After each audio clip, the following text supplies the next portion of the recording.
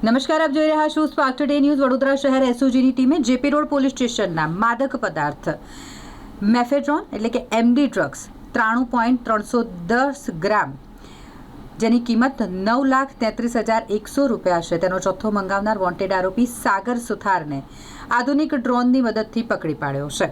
આ સાગર મિસ્ત્રી તેના કાકાના ઘરે સમતા સ્વામી વિવેકાનંદ હાઇટ્સની પાછળ આવેલ ફ્લેટવાળા ઘરની આજુબાજુમાં જાળીઓમાં દિવસના સમયે લપાતો છુપાતો ફરે છે અને જે હકીકતના આધારે મિની ડ્રોન ઉડાડી અને ગ્રાઉન્ડમાં સંતાયેલો જાળી ઝાખરામાં સંતાયેલો સાગર સુથાર તેને ઝડપી પાડવામાં એસઓજીની ટીમને સફળતા મળી છે।